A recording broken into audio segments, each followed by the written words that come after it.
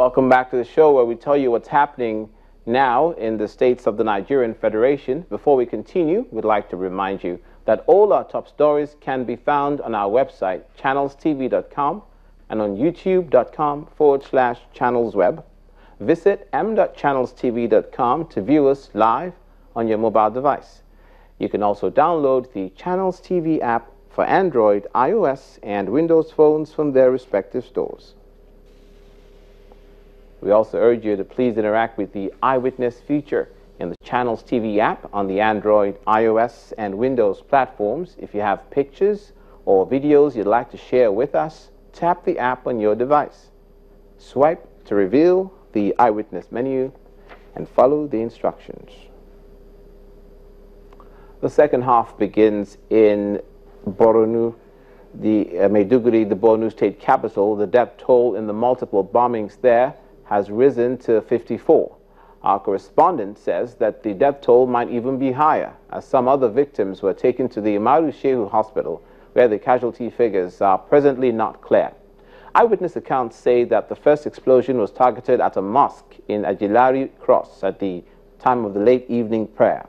Another bomb is said to have exploded at a mini business district, and the third one occurred in a game center in the area where people pay to play computer games and charge their mobile phones. The three bomb blasts come a day after a new audio message purportedly from Boko Haram leader Abubakar Shekau accusing the army of lying about success against the militants. Military spokesman Colonel Sani Usman, however, described Shekau's alleged comments as the rant of a drowning man, before adding that efforts are on to ascertain that it is indeed Abubakar Shekau's voice. The situation around the Gumari area where the blast happened is that of mourning.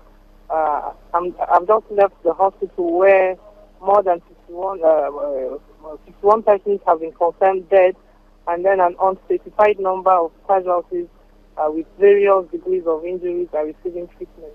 And I've reached out to the Umaru Shehu hospital, and I've been told that one person has been confirmed dead, and then 24 others are injured. Security has been beefed up. We have the local vigilantes in various parts of the capital city here, intensifying checks in public places. Well, I've not reached out to the emergency management, but then I've seen the first aid group in the hospital, and yes, I saw them receiving treatment. And then those that have died at the specialist hospital, at least 20 of the corpses have been claimed. There are family members around coming to identify their relatives and claim them. The security agencies have not said anything yet as of now. Even though no one has claimed this, but then those who fell victim in the mosque during the prayer, we spoke to some of them, and they said the man just barged into the mosque when the prayers were going on, and then the next thing they heard a loud bang, and there was an explosion and all that. So it's definitely suicide bombing, but then we cannot say for now who is responsible for it. The death toll in that bombing in Maiduguri, the Borno state capital, has risen to 51, as our correspondent Blessed Tuna was reporting. And to remind you of the piece of information that we have, breaking news that former Secretary to the Government of the Federation, Chief Olufalaye, has been kidnapped. He was also a presidential aspirant, a politician, and this is probably the most high-profile kidnapping case so far in the country. We don't have any other attendant information as at this time, but Channels Television will bring you what we have as soon as we get it. Again, former Secretary to the Government of the Federation, Chief Olufalaye, and former presidential aspirant has been kidnapped. As preparations for the governorship elections in Bayelsa continue to shape up, the People's Democratic Party says it can be distracted by comments from some individuals in the state. Speaking to Channels Television in Yenagoa, the state capital, a member of the party, Mr. Kingdom Blessing, says the People's Democratic Party is as good as ready for the December 6 exercise.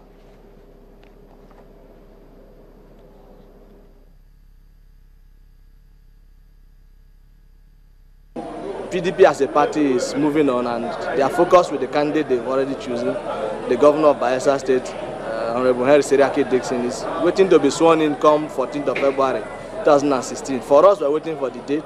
I'm sure that come 5th of December, Bayelsans will vote for him overwhelmingly because, I mean, like the lawyers will say, res ista loquitur. The act speaks for itself. You could see for yourself. And PDP is on ground. He cuts across the 8 local government, 105 votes, and all the polling units. I mean, people are ready, yearning for that date to come for them to cast their vote. And we're sure that come December 5th, by the 6th, or whenever INEC so pleases to announce the result, there will be no other candidate because he's the candidate to beat. And I don't think that the K.O. Wilson's remark anywhere will be able to discredit him or make the people to change their mind. The people's mind are fixated, and it's clear that come 5th of December, we are ready to vote. Staying in the south of the country, the former flag officer commanding Eastern Naval Command, Rear Admiral Henry Babalala, has called on head of establishments to strive towards excellence while in service in order to leave a lasting legacy that will contribute immensely to the development of the country.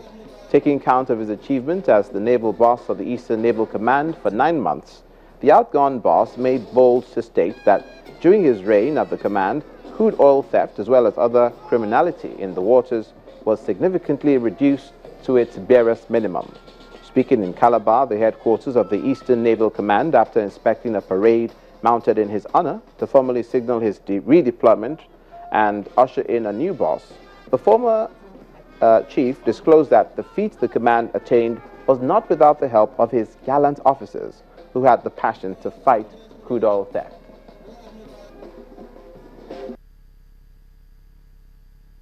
We have also ensured that the hitherto cumbersome trade between Nigeria from Calabar to neighboring countries, Cameroon, Equatorial Guinea, Gabon, up to Sao Tome and Principe.